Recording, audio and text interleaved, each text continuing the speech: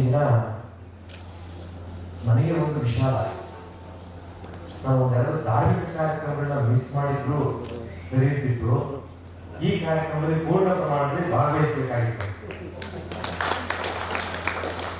ಇವತ್ತು ನಮ್ಮ ಸ್ವಯಂ ಸ್ವಾಸ್ಥ್ಯ nature cure foundation Bengaluru, MR ಪ್ರಕಾಶನ ಮಂಡ್ಯ ಇವರ ಸಂಯುಕ್ತ ಆಶ್ರಯದಲ್ಲಿ ರಾಷ್ಟ್ರೀಯ ಪ್ರಕೃತಿ ಚಿಕಿತ್ಸೆ ದಿನಾಚರಣೆ, ಸ್ವಯಂ ಸ್ವಾಸ್ಥ್ಯ ನೇಚರ್ ಕ್ಯೂರ್ ಫೌಂಡೇಶನ್ಗೆ ಚಾಲನೆ ಮತ್ತು ನಮ್ಮ ಡಾಕ್ಟರ್ ನೀರು ರಮೇಶ್ ಅವರ ಎರಡು ಬಹಳ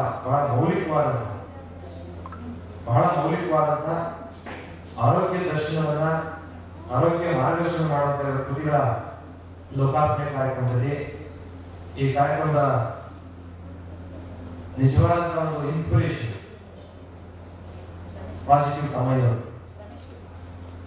ಅವ್ರ ಬಗ್ಗೆ ನಮ್ಮ ಮಠಕ್ಕೆ ಬಂದಂತ ಅನೇಕರು ಬಹಳ ಹೇಳೋರು, ಪಾಸಿಟಿವ್ ತಮ್ಮಯ್ಯನವರ ಭಾಷಣವನ್ನೇ ಕೇಳಬೇಕು, ಅವ್ರ ಮಾತುಗಳನ್ನೇ ಕೇಳಬೇಕು ಅಂತೇಳಿ.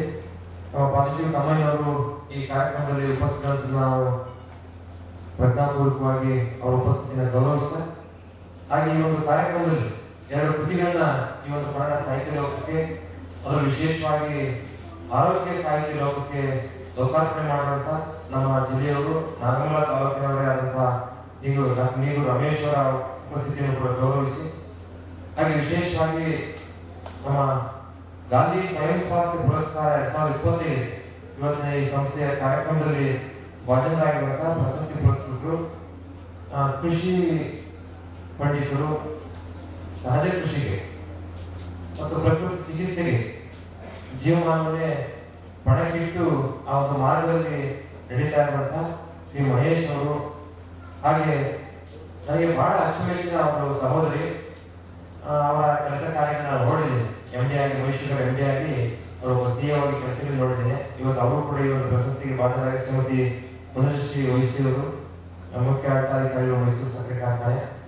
ಹಾಗೆ ನಮ್ಮ ಶ್ರೀಮಠ ಲಿಂಗೇಶ್ವರು ಬಹಳಷ್ಟು ಕಾಳಜಿಯನ್ನು ನಮ್ಮ ಬಗ್ಗೆ, ನಮ್ಮ ಮಠ ಬೆಳಿಬೇಕು, ಸಮಾಜ ಭಕ್ತಿ ಇರಬೇಕು ಅನ್ನೋ ಭಾವನೆ ಇಟ್ಕೊಂಡಂತ ಇವತ್ತಿನ ಕಾರ್ಯಕ್ರಮದ ಅಧ್ಯಕ್ಷತೆ ವಹಿಸಿರುವಂತ ನಮ್ಮ MR ಮಂಜುವರು, ಹಾಗೆ ನಮ್ಮ ಬಗ್ಗೆ ಒಂದಷ್ಟು ಒಳ್ಳೆಯ ಭಾವನೆಗಳ ಒಂದು ಕವನವನ್ನ ವ್ಯಕ್ತ ಮಾಡುವಂತ ಸಾಹಿತಿಗಳು ಆದಂತ ನಮ್ಮ ಪದ್ಧತಿ ರಾಜವರು, ಹಾಗೆ ವಿಶೇಷವಾಗಿ ನನಗನ್ನಿಸ್ತು ಒಂದ್ಸಲ ಅನುಮಾನ ಕೂಡ ಬಂತು ನಮ್ಮ KS ಗಿರಿರಾಜ್ ಮೇಲೆ. ಯಾಕೆ ನಾನು ಇವರಲ್ಲಿ ನೇರವಾಗಿ ಯಾರು ಹೃದಯದಲ್ಲಿ ಇಟ್ಕೊಳ್ಳಿಕ್ಕೆ ಹೋಗಲ್ಲ.